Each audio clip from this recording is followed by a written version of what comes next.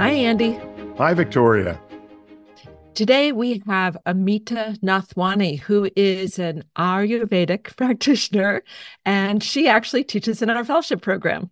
Great. Well, was an ancient system of medicine that is not really well known in the West, and I'm delighted that we're beginning to teach it. Me too. And I'm particularly interested in the Panchakarma, which is their detoxification practices. So let's get her on. Okay. Amita Nathwani is an Ayurvedic medicine practitioner and educator. She's been in practice for more than 20 years and studied at the Maharishi School of Ayurveda. Amita comes from a family of Western doctors and is inspired to bridge the gap between traditional and contemporary medical systems. She's also on our fellowship faculty at the Andrew Weil Center for Integrative Medicine at the University of Arizona. Welcome, Amita. Thank you so much for having me today. So, Amita, I love the title of your new book, Ayurveda, Breaking the Rules Without Breaking the Principles. Tell us what this means. Thank you for asking. I relate to this in terms of my journey with Ayurvedic medicine. When I first started studying, I was very much encouraged and motivated to learn authentic Ayurveda in its traditional way, the way that it was practiced 5,000 years ago. I wanted to bring forth all of that empirical, evidence-based medicine that we saw, that we were able to bring into our medical system today and relate it to individuals. I wanted to bridge that gap. And then about 8 years into my practice, I had a personal tragedy. I lost my husband very suddenly in a car accident. And I always say there was the day that I chose Ayurveda, and then there was the day that Ayurveda chose me. Because after that, I decided that I could not practice Ayurveda in the same way I had before. The do's and the do nots, the very strict way that we bring forth our daily lifestyle, our dinacharya, what we call meditation, pranayam, what time to wake up, what to eat, what not to do. None of those things applied because in that moment, I understood that I couldn't do any of those things, even if they were the right thing. And my compassion for every patient that I had before grew exponentially when I realized that we can't just blanketly say that everybody should do the same thing, or these are the principles of Ayurveda and this is how we apply it. So from that day onward, I really started delving deeper into the principles. And I really learned that actually it's not a strict system of health. It takes into consideration all of these things, the individual person, where they live, what they eat, what their experiences are, their genetic predisposition, and trauma. It's all there. It's just that when we want to learn something, we always sort of learn it on that superficial level without really taking its principles and then breaking those rules so that then we can apply it to ourselves in this day and this time.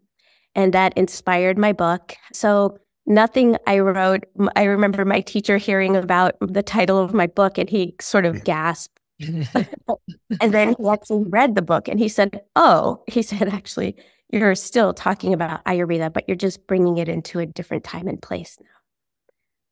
Beautiful.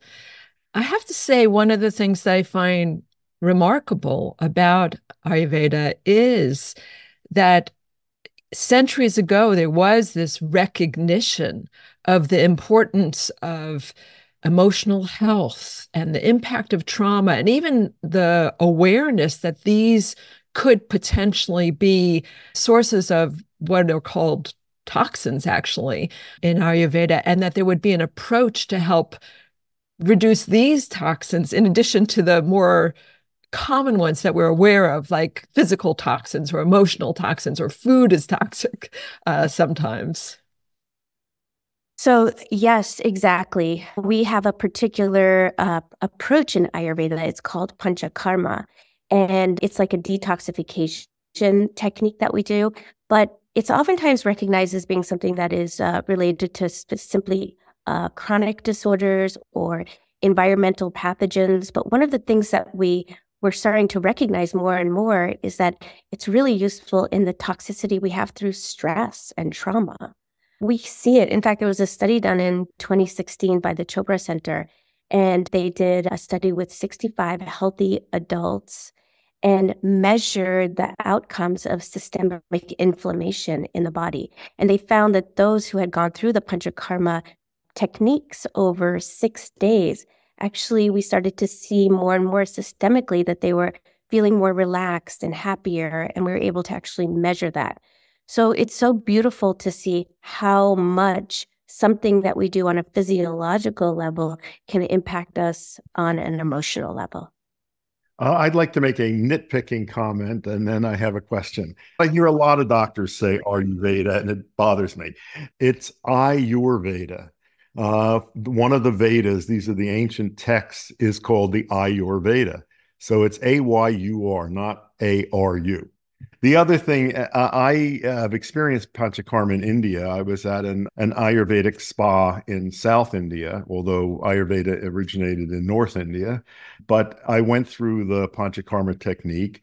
Some of I love the massages, of course, and the steams, but some of the techniques, I didn't do this, but one of the techniques that's used in Panchakarma is bleeding.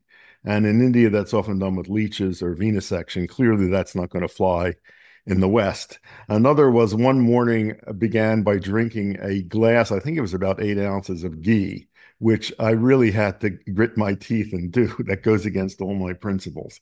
But one of the question I have is that the Indian government has tried to urge collaboration of all the different systems of medicine that are practiced there, which is great. But I think allopathic medicine in India really holds Ayurveda in contempt. It's completely dismissed by allopathic doctors. It's mostly medicine of the uneducated and poor. And in this country, my experience is that since most of the immigration from India to this country has been from highly educated classes, it's been engineers and physicists and medical doctors. In this country also, I think Ayurveda is looked down upon by many educated people and many medical doctors. And I wonder, what do you see as the possibilities for integrating some aspects of Ayurveda with conventional medicine? Yeah, that's a great question. We are seeing a change now. It's happening, and more, it's consumer driven, really. When we have patients who are coming to us, and whether it's myself who practices Ayurveda, but my colleagues tell me all the time, they say, I had a patient who came in and they want to take this Ayurvedic medicine and I don't know how to apply it. They've read the research on it and I hear it's really good, but I don't know what to do. What are the contraindications with what I'm already doing? And I get dozens of those calls on a weekly basis. And what that tells me is that patients are starting to really ask their doctors to step up and learn about other modalities and start integrating them into their own practices. And I mean, we have great studies now specifically on the botanicals that came from India, like ashwagandha and turmeric, but really starting to see it as a whole system of health. It's still separated. There's mindfulness, there's breathing techniques, pranayama. How to put all of these things together, that I think is going to be the biggest challenge. Because initially, I think we can find ways to be able to substantiate all the techniques, but how do we really bring that into the whole system and call it Ayurveda instead of calling it breathing techniques or stretching or oral care in the way that we do today? And another practical question is when to refer to Ayurveda. I have seen it be most successful with lifestyle diseases, with conditions like asthma, allergies, autoimmune diseases, coronary artery disease, hypertension. I've seen really good results from people that have used Ayurveda for that. But I think that's one thing to try to teach Western trained doctors is when you might consider referring a patient to Ayurvedic treatment. Yeah, exactly. And we talk about disease stages in Ayurveda as well. So there are the accumulations of toxins, as we talked about earlier, that slowly build up in the body that result into a chronic disease. And if we're able to see that on a symptomatic level early on, it's easier to be able to make those corrections versus later when the disease process has fully manifested.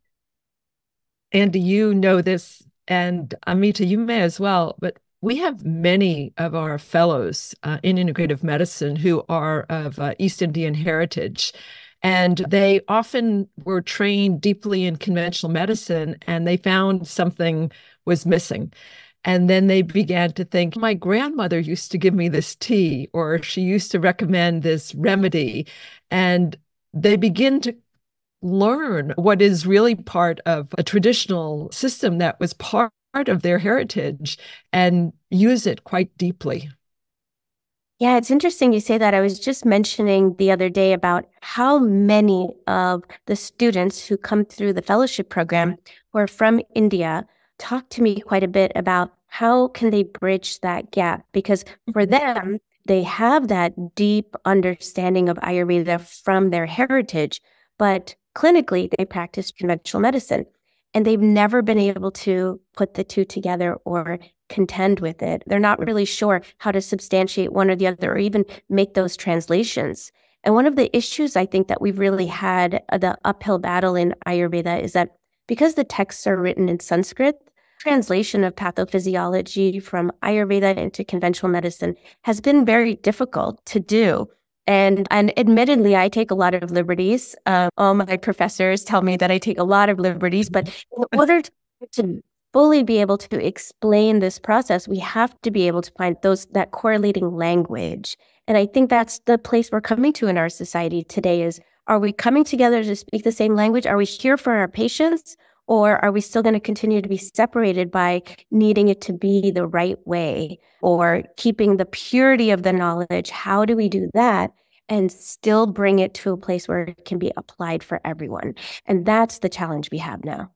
One of the things that I discovered in studying Ayurveda is that there's a surgical branch of Ayurveda historically. And I once visited the Benares Hindu University in Varanasi, which has on its campus an allopathic medical school, a homeopathic medical school, an Ayurvedic medical school, very unusual. I went to the Ayurvedic medical school, to the surgery clinic, and watched an anal fistula repair. One of the things that I read about, which is fascinating, is that many of the plastic surgery techniques used today were developed in India hundreds of years ago. And one of there was a period in India where women who were found guilty of infidelity had their noses cut off. So there was a reconstruction technique using a facial flap that is still in use today for nose reconstruction and facial reconstruction, developed by Ayurvedic physicians in India centuries ago. Absolutely, you're correct. His name, the surgeon who developed this, his name was Shushruth Sanghita, his technique, and it is skin grafting. And to date, actually, if you look at any conventional plastic surgery textbook, homage is given to Shushruth for this particular technique. Great. I love that story that it was, some people say the noses would get cut off of thieves and beggars, and some people say infidelity, but the point is noses were cut off. Noses were cut off. I do have to say that one of the things I find most remarkable about Ayurveda is the Panchakarma, because I think that of all the different systems, traditional systems of medicine that I'm aware of, it has the most deeply thought through processes for ridding the body of toxins. So I'm wondering if you would talk a bit about that from your perspective, and maybe from what is done here in the US, because I think Andy's right. We don't do leeches here. And I'm not even sure, for example, if the nasal medicines or the purging is used in the same way. And I'd just love to hear from you. What do you practice? What does it look like? So it's an area. There are 8 branches of Ayurveda, and Panchakarma is one specific area. And those of us who go through school, we have to learn all of them, but you can specialize in one area or the other. So there are Panchakarma clinics around the US. And let me talk a little bit about what is entailed in Panchakarma, the whole idea and concept of it. So really what we're looking at is there's the accumulation of those toxins in the body, and we want to get to the point where we can help to release that. And Ayurveda specifically notes that there are 2 types of quote-unquote toxins, and they're hydrophilic and lipophilic. And hydrophilic toxin can be eliminated through sweating and through the urine, but the lipophilic ones have to be treated from an internal perspective. And this is where Dr. Weil mentioned drinking the ghee. What we do is we're literally loosening some of what is building up in the body so we can finally do a purge. So pancha means 5 and karma means actions. So there are 5 ways that we eliminate toxins from the body. And they are through the nasal passages, through purgation, right? The drinking of the ghee or what have you, enemas, bloodletting, as Dr. Weil had talked about with leeches, and finally is emesis or vomiting. And it's through the esophageal area. So there are these 5 ways that we remove toxins from the body. But in order to do that, and it's like anything else that we do, anytime we're pulling something out, we're aggravating the tissues or the doshas or the dhatus of the body. And so that increases vata or that instability. And the body will always want to go back to homeostasis. So just doing an eliminatory process is not enough. What we have to do is literally change the inherent way that the pathways that the body functions with in order to create a system where we can eliminate without aggravating it to try to come back to the place it was before.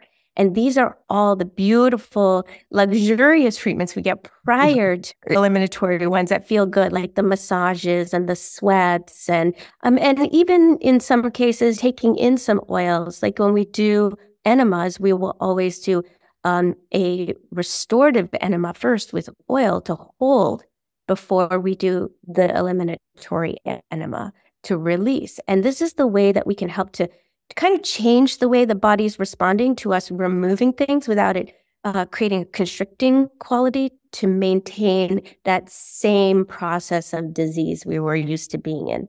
And that's what makes Panchakarma, this particular type of detoxification, so unique. And it can't be done in one day. We do it over a period of time. So 7, 14, 21 days. To date, my parents still go to India every year, and they go for Panchakarma. And they stay for 7 or 14 days. And it's a way to really get back in touch with your body, even through lifestyle, right? Through beautiful, healthy food prepared. You're in meditation, pranayama, you're getting rest away from society with all the stressors. If you're in the middle of doing everything, exposed to toxins, and environmental pollutants, then there's no point in going through this process because you're just continuously recreating the same disease. So this is what makes Panchakarma so beautiful. So in the US, how is this adapted? At the spa that I was at in Mysore, a number of the massages that I had were done by 6 people working on me simultaneously, which was fabulous. But I don't think that would be affordable in the US. There are some places here that have 2 people working on you at the same time. And so that still exists. The only 2 techniques that are really tough to practice, we do purgation, we do enemas, we do nasal therapy.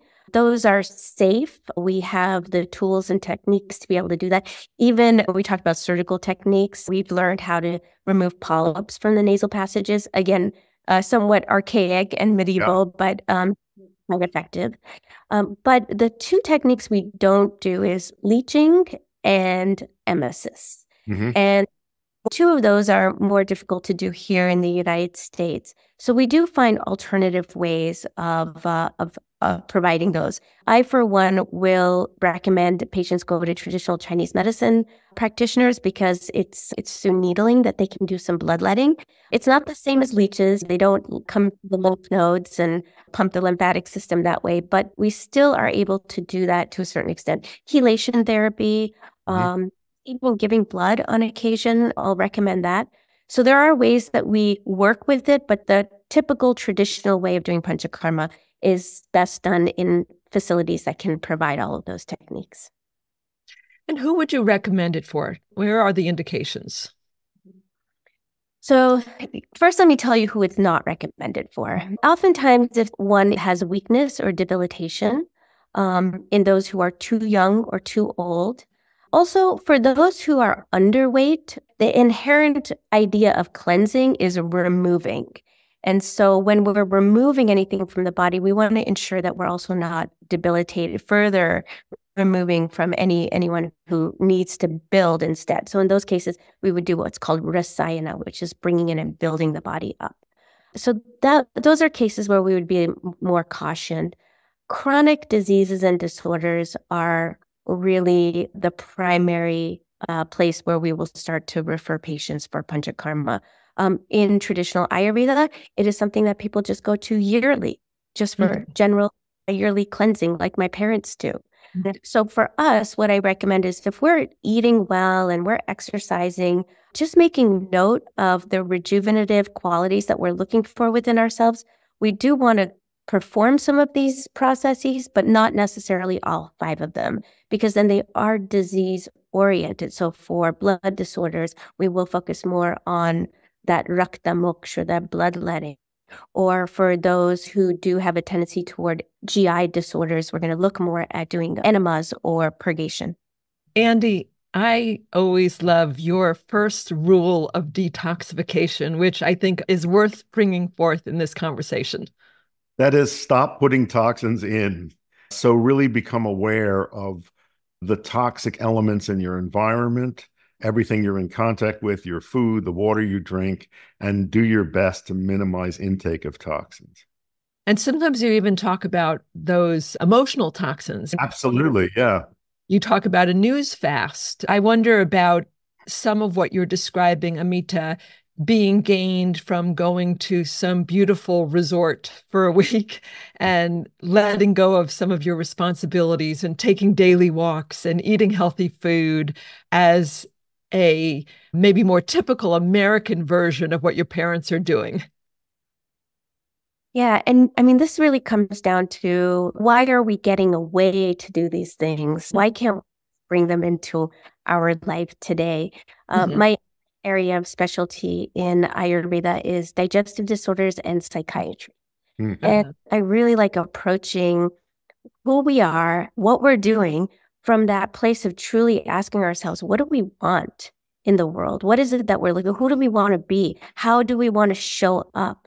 And we have to start with those questions. We have to get to know ourselves first before we can even begin the process of trying to be healthy and happy, because we have to identify what that means. And for most of us, it means just that, just what you said, Dr. Weil. It's those emotional toxins that really infiltrate into our entire being, the way we think, the way that we believe, how it is that we choose our words and our actions. This all comes from within. And that type of cleansing is a daily practice. And for some people, it's through meditation. And for other people, it's through exercise. And for other people, it's just being with who they are. Whatever that is, I encourage my patients and everyone that it has to start with us, especially healthcare providers. It's a really big question when we're trying to care for others. The first thing that we have to do is make sure our cup is full so it really flows over. And then compassion is not something that we're trying. It's just coming out because we're doing it for ourselves already. And if we can build that into our lives, and it's hard for some people. This is why I have the Breaking the Rules book. I'm not going to ask a mother of 3 to do a 1-hour asana practice every morning just to create union of mind and body. There are other ways that we can start to just doing some internal examination. And this psycho-spiritual approach is really the foundation of Ayurvedic medicine for whatever it looks like for whomever is doing it. That's quite beautiful. I think one of the places that Western medicine struggles is with the integration of spirituality into a medical practice. And you just gave one lovely example. I'm wondering if you could speak about that a little bit more. Yeah, I think one of the things also that needs to be recognized, we can look at it in so many different ways. We can talk about it in terms of cultural competency if we want to, religion. What we really all need to do is understand that we're all coming from a different place in life. We didn't come from the same place. We're not doing the same things. And even the judgment on food in our culture today has become so great. I have to tell this story because it's one of my favorite stories to tell about I have a medicine man in my life. And I met him living in Colorado. So when I first moved to Colorado, I called my teacher in India and I said, this place is so weird. Everybody so much meat and drinks a lot of beer. And my teacher asked me one question. He said, what's the elevation? And I said, well, it's about 6,500 feet above sea level. And he says, oh, yes, they're practicing Ayurveda. He said, are they eating pork and goat? And I said, well, similar, like elk and venison. And he said, of course. He said, you're not going to be foraging for mung beans and rice in the middle of winter in Colorado. And then he said, are they drinking the ale with the flowers? And I was thinking, what are you talking about? Hops. Hops. And then the bitter quality to help break down all of those saturated fats. And in that moment, I learned our judgment on who should do what and when they should do it and how they shouldn't. So I found that I met this medicine man I told you about, and through ceremony, he processes elk. And so he gave me little bits of elk. And when I lived in Colorado in the middle of winter, I would eat a little bit to make sure that I was also living in harmony with my own environment. And when we talk about spirituality, we can talk about meditation, we can talk about God if we want, we can talk about consciousness, but true spirituality comes from that place where we really understand who we are in this world and with our environment and nature and each other. And if we can have that connection with humanity, then we are practicing spirituality. Oh, it's a great story. I taught for many years at a Tibetan Buddhist retreat center in Colorado called the Shambhala Mountain Center. I was always surprised by how much meat Tibetan Buddhists ate.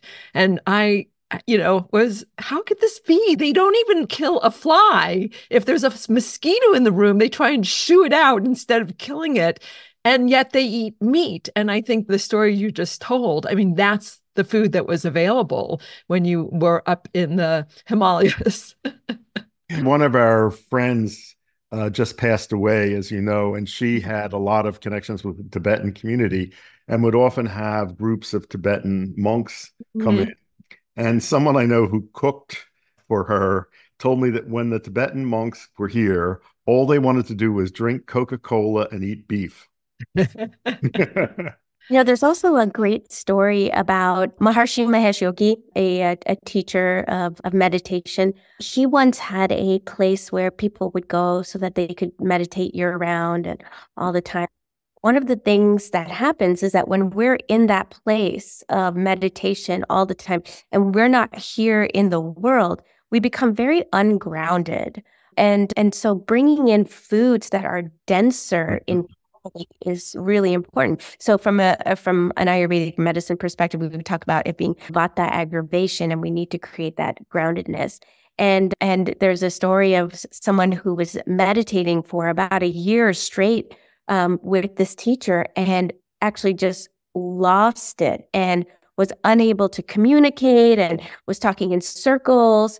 And he was in the United States at the time. So they called the teacher across the ocean and said, we don't know what to do with him. He's really ungrounded. And he said, take him for a drive in the city and give him fried chicken. So they took Kentucky Fried Chicken and he ate that and became much more grounded. So again, we have to take into consideration what our environment is and what we're doing and have compassion for ourselves and what our needs are. Spontaneously following our desires is actually really important. If we have a level of balance within ourselves, I think we inherently all know what we need. So how does someone in the United States find someone who is trained well in Ayurveda if they're intrigued and want to pursue this approach? Yes. So, really like anybody, I have to do my research when I'm looking for any healthcare provider, right? I want to know how long they've been in practice and where they've been educated. So in India, the training is called BAMS, and this is a Bachelor's of Ayurvedic Medicine and Surgery. And so those individuals are trained classically and then clinically. Here in the U.S., so many people from India will come here with their BAMS. It's a little harder to practice here with that. Sometimes there needs to be an adjunct degree to go with it. So there are master's degree programs that are also available to those in India and those who are here.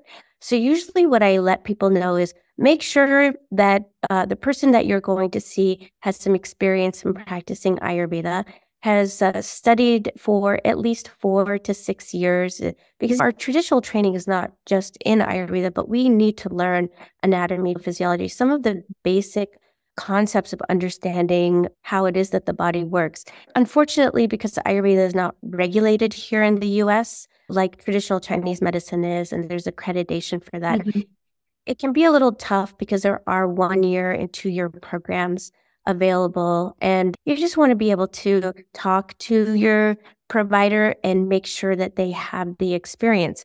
And as I say this, I also oftentimes in the back of my mind remember that that's how we look at it today in order for us to really validate the medicine. But at one time, this was just an oral tradition.